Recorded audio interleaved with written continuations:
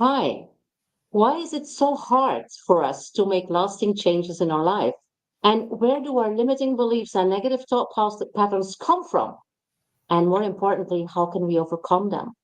Today's episode of the Power Talks for Remarkable Females is all about how to use the power of your own subconscious mind for more happiness, health, and success. Welcome. I'm Helena de Munk. I'm your host. I am a transformation guide for smart, conscious women transforming. And I am here with Jennifer Fitter. She is a social psychologist and hypnotist, helping others achieve their goals and overcome their fears by teaching them how they can harness the power of their subconscious minds and create a new identity for themselves for more happiness, health, and success. While her company is based out of Miami in Florida, US, Jennifer works with clients worldwide and she offers virtual one on one hypnosis and coaching sessions, virtual and in person self hypnosis and confidence workshops, as well as speeches for corporations and small businesses. When she's not working, Jennifer loves to travel the world with her husband and explore new places. Jennifer, welcome. I am super stoked to have you here. How are you doing? Thank you so much, Helena. I'm super excited to be here. I'm doing amazing. How are you? I'm fine. I'm fine. And I'm so looking forward to learn more about this subconscious mind, which is, I'm not going to tell the story, but this morning I was thinking, like, okay, this is my subconscious mind sabotaging me in something that I actually really want. And I think that is also something that feels very familiar to our audience. So, everybody listening in or watching here, there's a comment box wherever from whatever platform you're watching. So, let us know where you are. What's your energy level? And if you have any questions or feedback for us or want to join the conversation, just join us here. And I see already somebody here, Muburaka is Hola.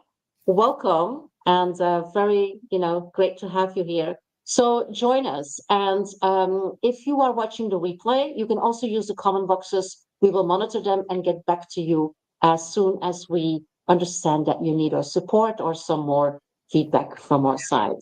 So Jennifer, what's the difference between our conscious and subconscious mind? Where do you make the difference? So yeah, I think that's where we should start, right? Because we Yeah, all need to be on like the same level and know what we're actually talking exactly. about. So both of us, everybody has two parts to their mind, right?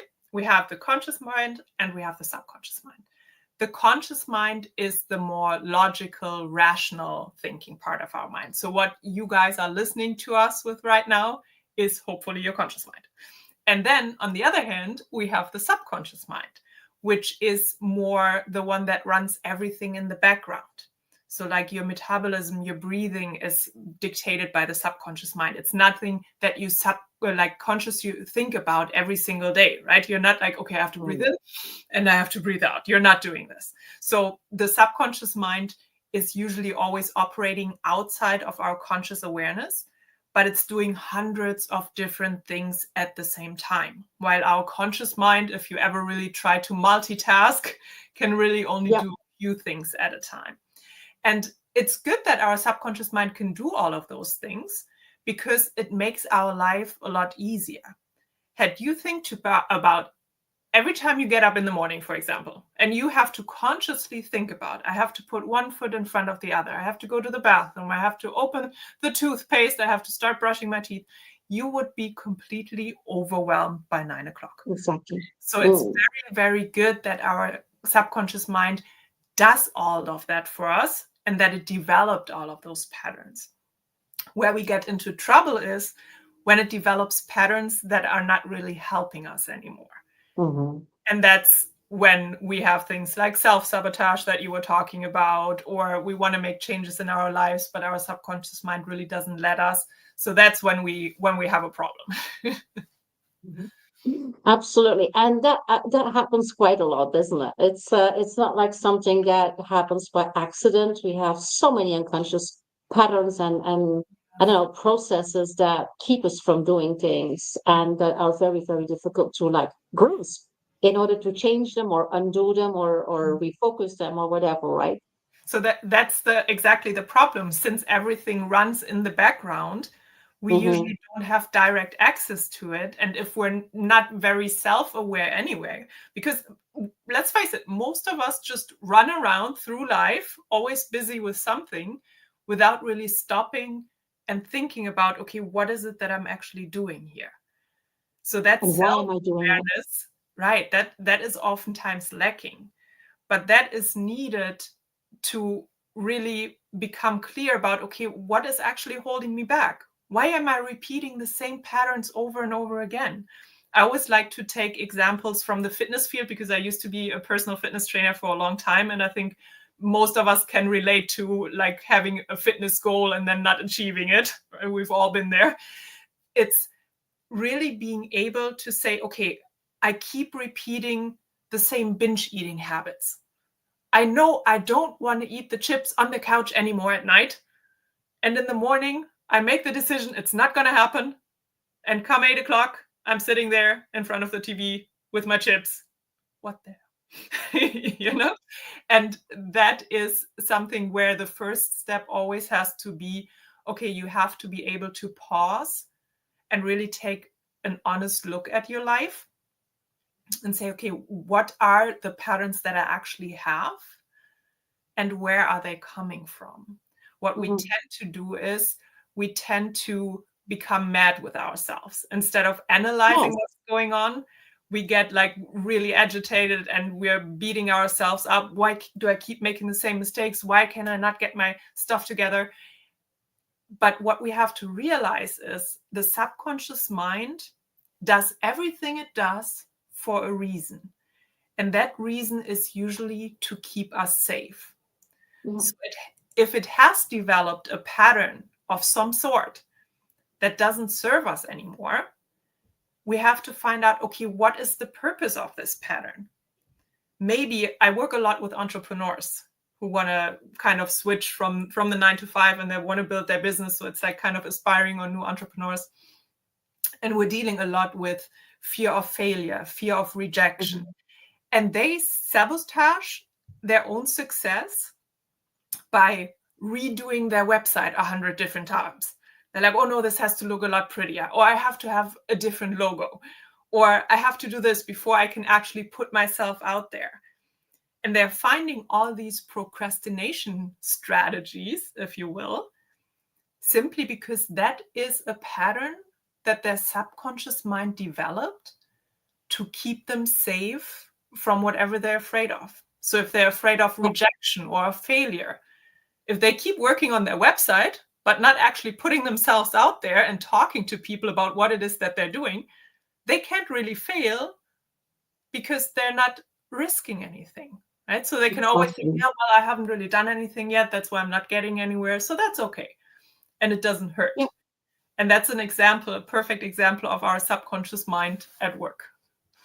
Yeah, that happens a lot. And it's not only probably because the fear for failure, sometimes it's also the fear to be successful, like how will my family respond to that? Or I might make more money than my partner and he might start acting differently, things like that. There's so many reasons. And if we are not aware of, we cannot really work with them, right? Yeah. And also maybe I will change if I'm successful. What if I become a person that I really don't want to be? Or what if I lose my friends because all of a sudden they can't relate anymore, or maybe they get jealous because I have more money than them. So there's so many reasons why people are afraid or have certain fears that are just holding them back. Yeah. And interestingly, Jennifer, I would like to have your opinion on that, because sometimes we feel that some things are happening. The universe is not really helping us in order to achieve or manifest what we want, manifest our successful business or whatever. And so we feel that we just have bad luck, or Murphy's Law or whatever, while actually it is us sabotaging ourselves, right? But we don't think like that because we don't know. So we look for external factors that are like the cause of our failure, or the cause of our getting stuck or not moving forward or whatever. So how do you grow consciousness about what is going on in your unconscious mind? How do you have access to this safety belts that we don't need anymore? So with what you mentioned, there can be two parts. It can be what we just talked about, that it's self-sabotage, but it could also be that it's simply you focusing on different things. We have something in our mind that's called the reticular activating system. So when I keep focusing on negative things, on everything that happens to me, then my mind starts thinking, ooh, this is something that's really important to her. So let's show her more things that are not going well in our life, because that is what she wants, right? And all of a sudden, I see everything that is not good. My relationship is really not that perfect. Maybe I have a crappy car. Maybe I don't make as much money as I want to. Maybe I didn't get that one client that I really hoped I was getting to. And all of a sudden, you're in this negative spiral. And then you realize, my life is horrible. I might as well end it. Right? So, that's that. Yeah. So that can be another fact. And that's when people then start talking about self-fulfilling prophecies or manifestation or things like that, or bad luck, while it's really just your mind focusing on the wrong things because you gave them the idea that this is something that's important to you. Negativity is something that's awesome, and this is something that she wants more of, so let's give it to her. So it can be those two things. And you mentioned, okay, how can we actually become aware of what we're doing, and that we're doing it in this way? I think one big factor, and I kind of touched on that a little bit earlier, is we have to become still and just sit with ourselves and our emotions for a little bit, because we tend to be so busy and do all the things without really paying attention to what's going on inside. That's why you have so many people who say meditation is so important, right? Because it gives you the opportunity to really take a look within. But you don't even have to do meditation. If you're just taking in the mornings 10 minutes and think about, okay, what is it that I actually want from my life? What is it that I want to focus on today? What is it that's important to me? Then you're giving completely different signals to your subconscious mind instead of just jumping in and, okay, I have to check my emails, I have to do this, and I have to do this, and this. If you're setting your day up with intention, and giving yourself the space to really direct your own life, to direct your attention, to direct your subconscious mind, then you're more likely to recognize when you're falling into patterns that you don't want to fall into and what those patterns actually are. And you gain a lot more control over your life. Absolutely. I must say that this is a practice I do for years, my morning intention setting, and it absolutely makes a difference on how you filter things that happen, but also on your energy levels and on the quality of interactions that you have with yourself and with others during the day, because you have set that intention very consciously, and I wouldn't say positively, but yeah, it is focused on what you want to achieve, on what is relevant, on what is aligned with your values, rather than, like you say, jumping out of bed and starting going into the stress already before you have basically, started brushing your teeth, right? So, yeah, that absolutely works. Yeah. Yeah. Other things that help. I think another thing that helps is to really, I personally like to do visualizations. They're not for everybody, but I think it's a great way to really become more clear about what it is that you actually want. Because we're also living in a society where we're kind of always going for what we think we should want, if that makes sense. Like, be it from our parents, be it from our peer groups, be it from just society in general, right? Maybe I think I should make a lot of money and I should have this successful business and all those things, while deep down inside, that's really not what I want. Maybe I just want to live Mm-hmm. somewhere, a simple life on an island and drink coconut water every morning. I don't know.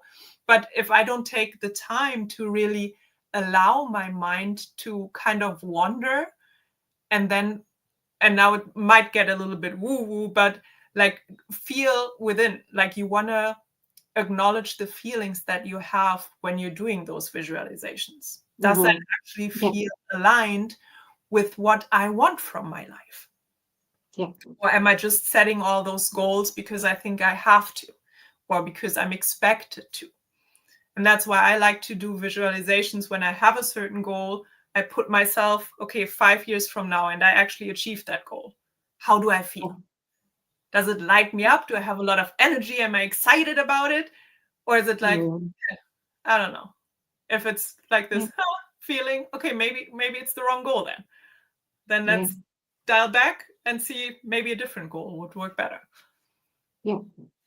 I love that you bring that up. That we have a lot of ideas and goals and plans and ambitions and aspirations, whatever you want to call it, that are not really ours, Yes. that are basically like injected by the way we have been brought up, by system, by social media, by the media, by whatever external factor that is not really aligned with who we really are.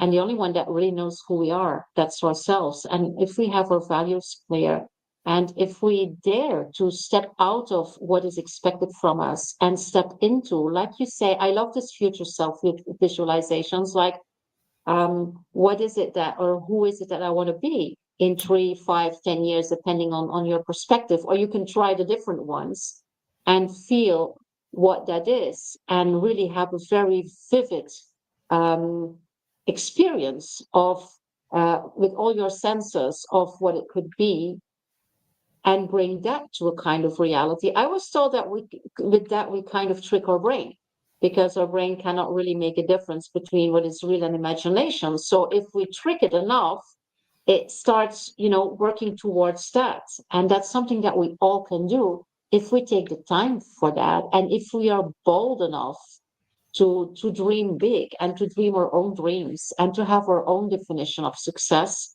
and what our life should be like instead of what it is um dictated by society, right? How does that resonate with you, Jennifer?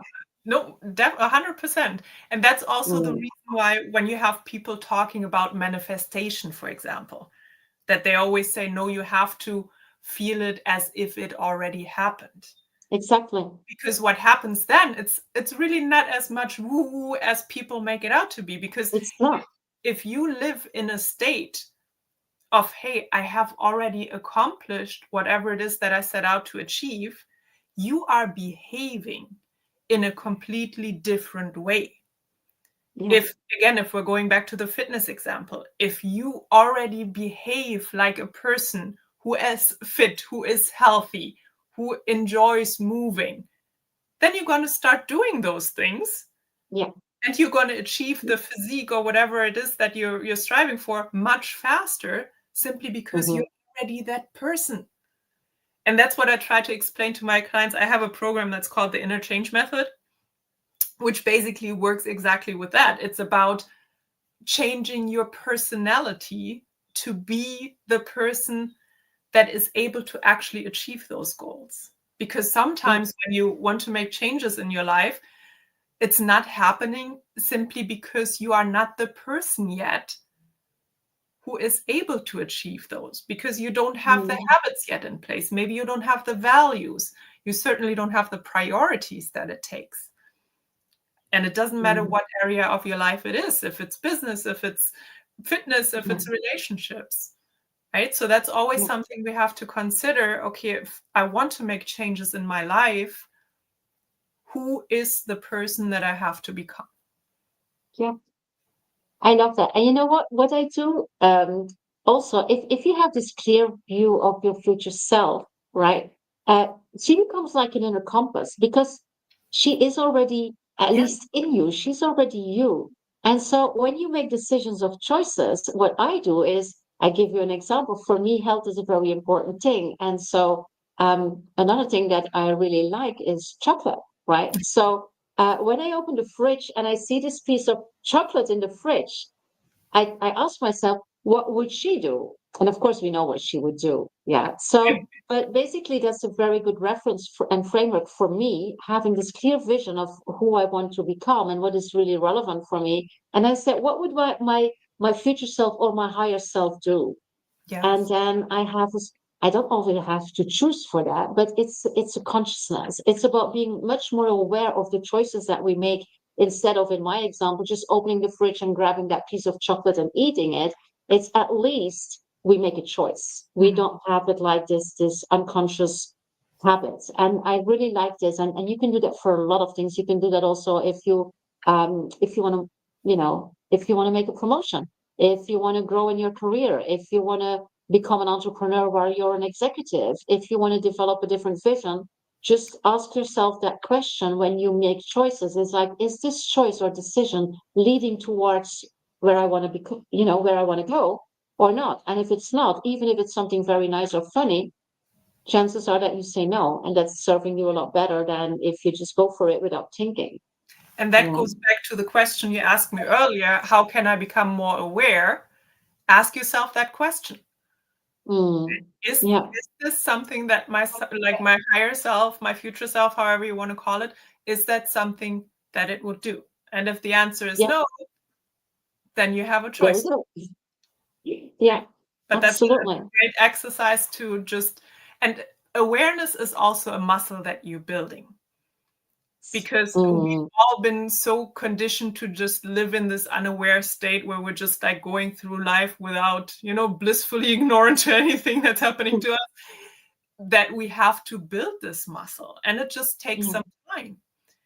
People are Yeah. always, we're so conditioned for instant gratification, if you will. Yeah. We sometimes don't have the patience to take the time and say, okay, this time it didn't work out, but next time I'll be more aware.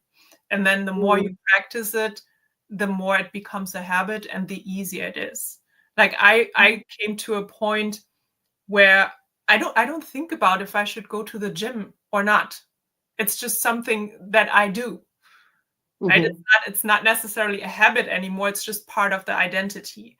And that's Yeah. the level that you want to get to, that it's not a habit, but it's you. It's your It's identity. part of who you are. Then you don't Exactly. question it. Then you act despite your feelings. Like if Yeah. you don't want to go, you're still going because that's just you. Yeah. But the I don't want to go doesn't happen that's often anymore either because it's part of your identity. It's something that you just have integrated and embodied. Exactly. Um, and also that is a focus because if you can, and I believe that because this is something that I have done, if you can work on yourself, so basically whatever you do, you focus on this is a good thing, and I just like to do that, or for the minimum, it's neutral. Mm. Instead of saying, well, I have to do this, I don't feel like doing that, blah, blah, blah, and you're gone, your mind is gone. But if you say, okay, my example is accounting. I mean, apologies for all the accountants listening in. I love what you do. I'm so grateful for your accounting work, but I hated it. And so every time I had to do the preparation for my accounting, I was like, oh, okay, this is going to be a bad afternoon. Please, everybody stay out of of my room.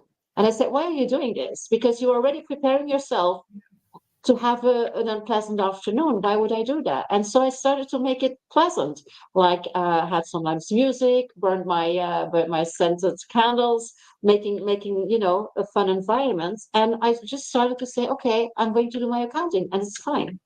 And these are things that we teach ourselves. It's also like how we think about things and how we direct or value system and or qualifications of simple things.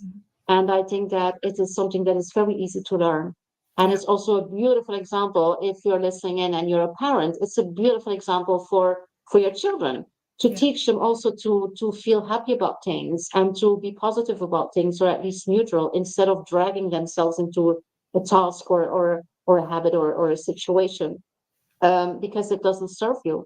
On the contrary, because you have to do it anyway, you can at least have fun.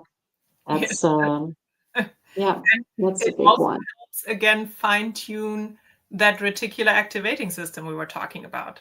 If you Yeah, focus on the positive in things, your mind will search for more positive things to give you. And that will yeah, automatically make your day better then, starting with exactly. accounting or not, right? Yeah, exactly. Now I want to wind back, Jennifer, to what you said. Like, it is about being still, right? Like, take 10 minutes every day to do this, to reflect on who you want to be or become. And the thing is, quite often I hear people say, I don't want that. I don't want to, I cannot be still for Mhm. 10 minutes. I need, I need music, I need noise, I need whatever, because I don't like to be with myself. So when you say this awareness is a muscle that you have to build, Mhm. can you do that also with this stillness? You definitely can. And there's different reasons to why people think they can't do something. When we're talking about, we hear that a lot in the context of meditation. Or I can't meditate Yeah. because my mind is always so busy. And it's like this misconception of you just have to sit there and you can't allow any thought to be there. And that will never happen because your mind is always thinking, like Mm, constantly. There is never ever a time where it doesn't think things, but it's about just being able to let that thought pass without dwelling on it. yeah. And then you have, on the other hand, you also have people who are just afraid. Okay, what happens if I actually do look inside and I don't like what I see? That's a problem then. And they're Yeah. scared of that. So what I Mm, like to tell people who are just starting out, and that's actually a technique that I learned from Mo Gadat, who has like a beautiful books on happiness. He has like this project of 1 billion happy, and he says, okay, if you can't meditate because you have a feeling that your mind is always wandering and it's always doing, take half an hour and allow your mind to do just that, but give it certain rules. Tell your mind, okay, you can think whatever you want to think, but the rule is every thought just once, and we're not judging, and then we're moving on. And you say, okay, give me a thought. It's like, oh, I'm bored. Okay, great, next. Oh, I still have to make dinner. Okay, great, next. And you just keep doing that, and you will get to a point where your mind kind of runs out of thoughts, if you will, right? Where your mind's like, okay, I don't have anything. I don't know. I'm done. Yeah. I'm done ruminating. I'm done complaining. Yeah. Mm, Because what also happens a lot to us, since we're so busy all the time, our subconscious mind gets the feeling, hey, nobody's really listening to me. So when it does get the chance to speak up, when you're trying to do meditation or whatever, then everything floods in because it's like, okay, this is my chance. This is what I always wanted to tell you. But if you give it on a regular basis, just like, and it doesn't even have to be half an hour. Half an hour is a long time to start with. But do it for 5 minutes. It's like, hey, mhm, mind, is there anything you want to tell me? Is there anything you want to think right now? Go ahead, knock yourself out. And if you really do mhm. that on a regular basis, and I did that for quite some time when I was at a point in my life where really everything was going crazy and I didn't know where I was. And I took half an hour every single day, and I got to a point where I really only needed 5 minutes because there was nothing to think about. I had, like, everything was out, right? And then my mind could start doing its regular thinking, right? Which was Mhm. just like thoughts passing by, and then that's it, and let it go. Yeah. One of the rules, though, was you were not allowed to repeat. Yeah. Yeah, I was talking about ruminating earlier because that's the whole thing, right? We keep repeating the same things. It's like, especially if it's like resentment or guilt or blame, or we're angry at somebody, we're frustrated with something. So how do you avoid that ruminating? Because it's very easy to give that instruction like only one time, but we know how that works. Yeah. Yeah. So what's your advice not to do that, not to repeat it all the time? There's different techniques that you can use. I personally like pattern interrupts a lot, which is Yeah. basically one of them was made famous by Mel Robbins, but it actually exists like way before then. It comes somewhere from NLP, way back in the years of neuro-linguistic programming, where you basically just, because ruminating is also a pattern of the subconscious mind, just like anything else, like brushing your teeth and not thinking about it, it's a pattern.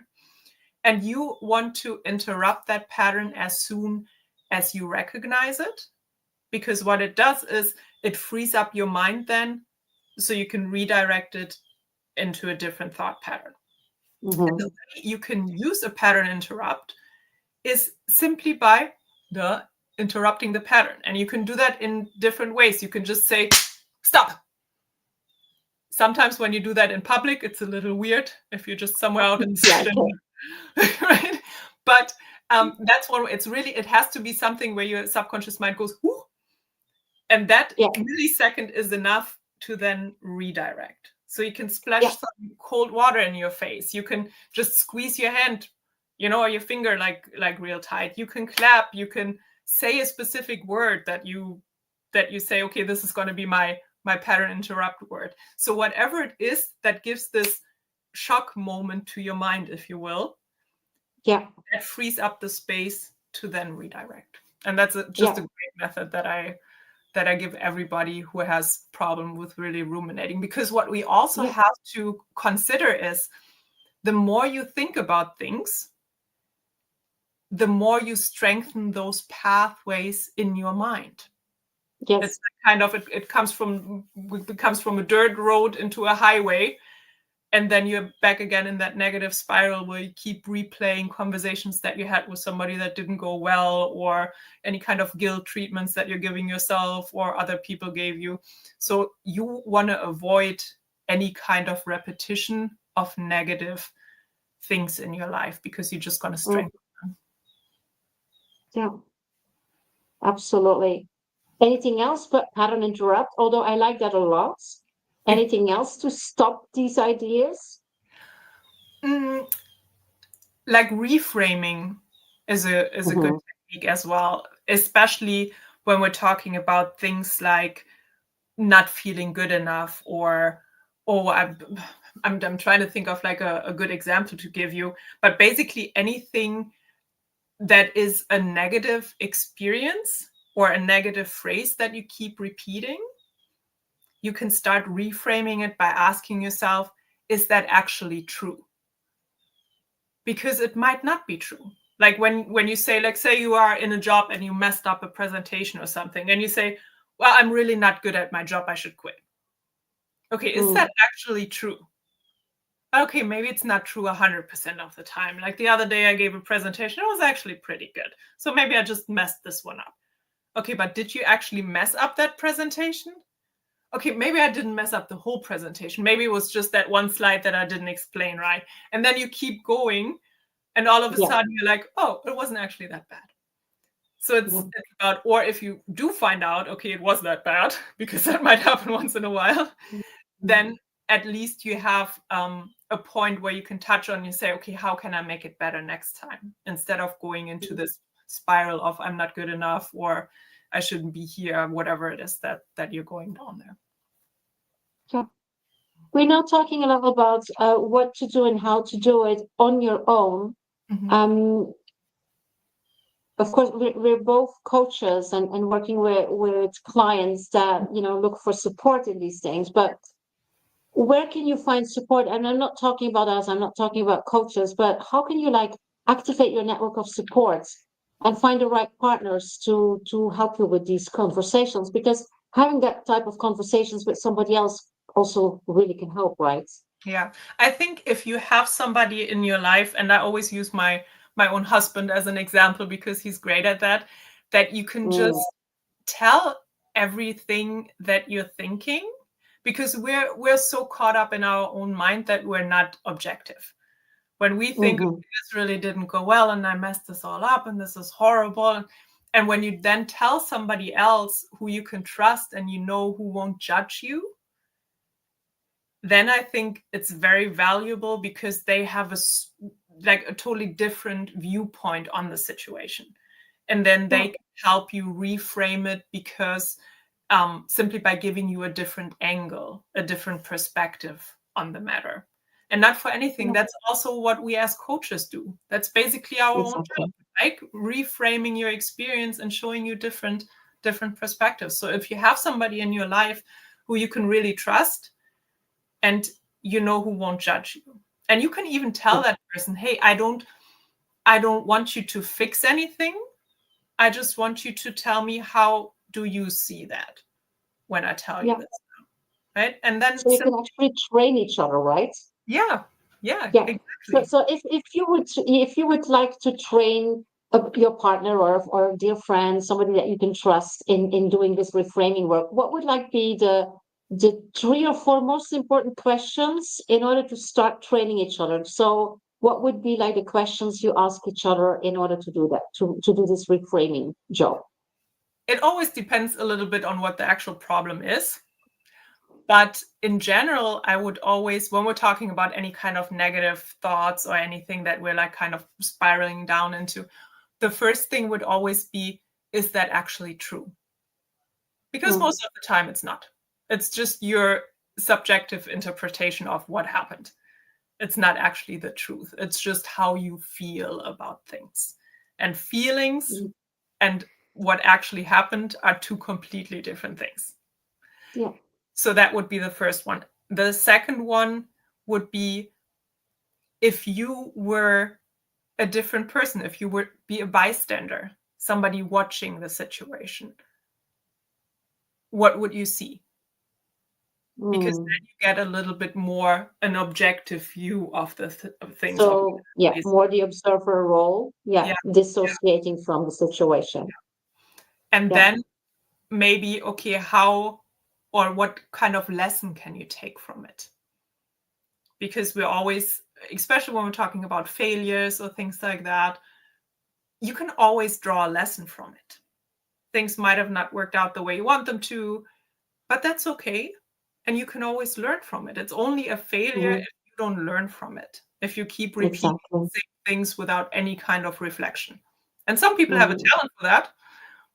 But if you're really out to improve yourself and to grow as a person or in your job or whatever it is that you're working on, you have to be willing to take a closer look at things and reflect on things. That's the only way to change. Yeah.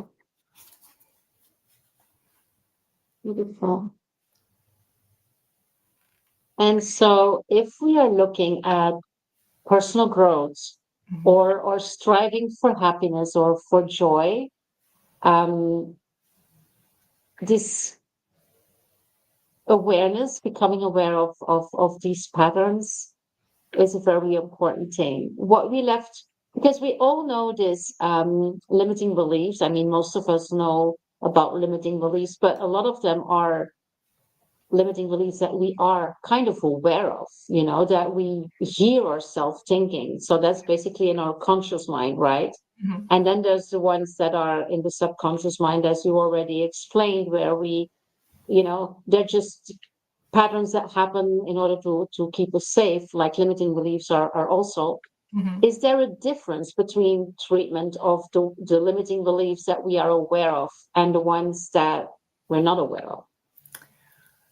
I think to change any kind of limiting belief, it has to first become an awareness, or you have to first get an awareness of that limiting belief.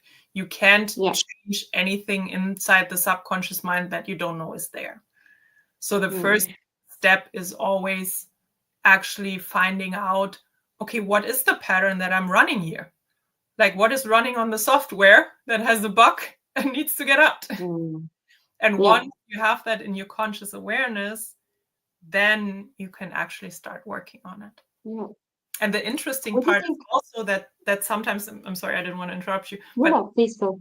That sometimes people, or like the problem people think they have, is not the actual problem. It's just a symptom. Right? So then you have to, a great example is alcoholism. People always say the alcohol is the problem.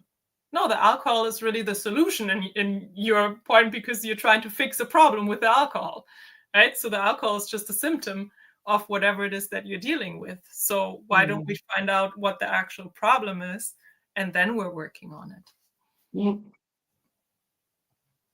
Would you advise to work with your limiting beliefs that you are kind of aware of first before you go digging deeper into the unconscious mind? Or is it something that we could do at the same time? What would be your idea there? I think the best way, because even if you are aware of the limiting beliefs, they're still residing in your subconscious mind. So you still have to go into your subconscious mind to actually fix them, if you want to call it fixing. I don't like to call it fixing, but to change it.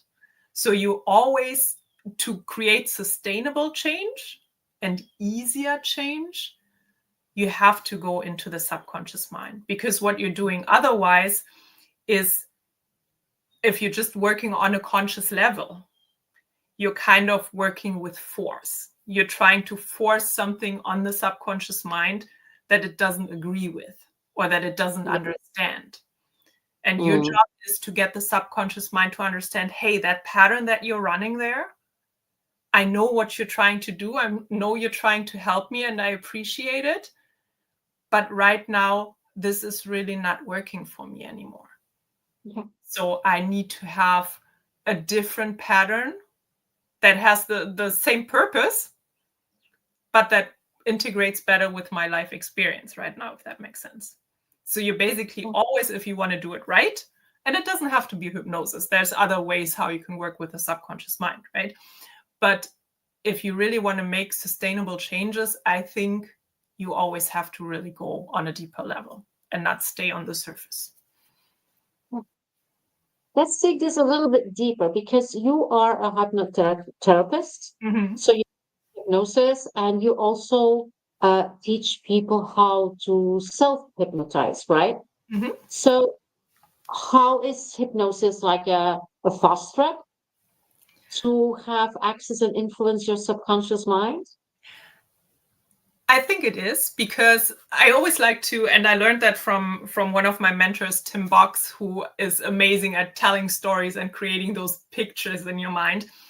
Basically, when you think about everything that is inside the subconscious mind, what we, or the way things develop is, and I'm not sure if I mentioned that at the beginning, like when we are between 6 and 9, that's usually when our consciousness develops. Before that, we're operating mainly on a subconscious level, meaning we're absorbing everything that we hear, everything that we see, like a sponge, and we're building what we call the map of reality from that. So an idea of how the world works, what is good, what is bad, what is right, what is wrong. All our patterns, our belief systems are built during that time.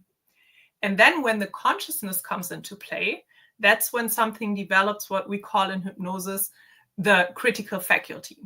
I like to think of the critical faculty as a bouncer in front of a club who decides who gets in and who doesn't get in, right? And that bouncer basically just wants to protect everything that's inside the subconscious mind. So when we want to make changes now in our life, and we're coming with the logic from the conscious mind and want to change something that's inside the subconscious mind, we're always running against this bouncer. And that's why it's so hard, because that bouncer then stands there and looks inside and it's like, what you're saying doesn't make sense, because the logic in the subconscious mind and in the conscious mind, they sometimes don't match, because the subconscious mind doesn't evolve as fast as the conscious mind does. So what we're doing then with hypnosis is we're creating this state of so-called subconscious dominance, where we're getting everything that's important to us that we want to change outside that club, that subconscious mind, so that we can directly communicate with it without even having to argue with that bouncer. We just leave that completely there. We take everything up here, bouncer is down here, and we're directly communicating. We're making our point. And then the subconscious mind hopefully says, oh, that makes so much sense. Let me change. Because that's all it is. We were talking about perspective, about viewpoints earlier. As soon as you shift the perspective and it makes sense to the subconscious mind, there is no reason to hold on to old patterns. And that's why hypnosis works like this. Because as soon as you you understand, why would you keep doing it if it doesn't make sense to you anymore? Yeah. And that's it. Yeah. How easy is it to self-hypnose? It's I think when you have the right technique, it's pretty easy. I usually teach it to my clients. I do it a 3-session protocol. The first session is the actual change. The second session, we make sure the change is complete. And then the third session, I show you how to do it yourself. And that's a process of probably like 15 to 20 minutes. So the art comes in explaining to the subconscious mind then why change is necessary. And that is just a matter of, again, repetition of experience. So the more often you do it, then the better you're going to get at it. Just like we as coaches, when we're starting out in our career, you're like, you know, sometimes you can help a client, sometimes you can't. But then the longer you do it, the more experience you have, the easier it is for you to really change somebody's perspective. And that is you have the same job as somebody who does self-hypnosis. Just change your own perspective. Does that mean you can also do something wrong in the beginning of your learning process when you not wrong, it just can't work. You know, sometimes it just doesn't work. It just doesn't work. It's not like you can make things worse. No. Yeah. No, it's just a matter of really being able to make the right points to convince. Yeah. Beautiful. So Jennifer, for people who want to find out more about what you do and how you do it, what is the easiest way for our audience to connect with you, to contact you? The easiest way is to just hop on over to my website. It's jenniferfitter.com, and I think we can actually put it in the comments maybe. And thank you for, I'm just now seeing the comments. Like, thank you for asking, Sarah. So self-hypnosis can't go wrong. The only thing that can happen is really that it doesn't work for you. And if it doesn't, then you know, okay, I haven't figured out a way yet how to make the shift. And that's when you can reach out to somebody else, because maybe they have more experience and they can kind of tag on there then. But yeah, like I said, the easiest way to get in touch with me is through my website, jenniferfitter.com. And there you will find links to social media and everything. So if you start out there, you're usually in good hands. Yeah, I have put your website URL also in the comments. And there's also a freebie there for people coming on the homepage, right? What is it? I have a couple of free hypnosis downloads, one for sleep, which is amazing. I'm not sure if it's actually on the homepage. If it's not, just text me and I'll send it to you. But and one for business confidence, since I work a lot with new business owners or entrepreneurs. There's a business confidence hypnosis as well. Yeah, wonderful. Thank you so much for this generosity. Last word, last advice for the audience in terms of, I think if you want to make changes in your life, don't be scared of yourself. Take a moment to check in with you, become more aware of your thought patterns, of your behavior patterns, and then start there. And if you need help, first start reaching out to friends, get a different opinion. And if that doesn't help, then you can always reach out to somebody like us and we'll point you in the right direction. But the first step is really having the courage to look within and really finding out what is it that is actually holding me back. And then that's when you can create the freedom that you want in your life. But you have to do that step first.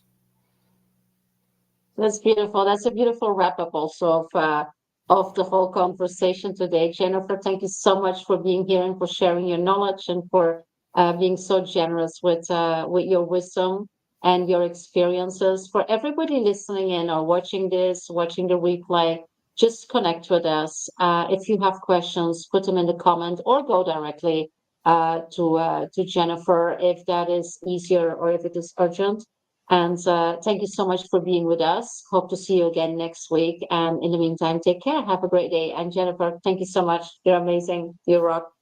Thank you so much for having me, and thank you everybody for listening, and I really appreciate it.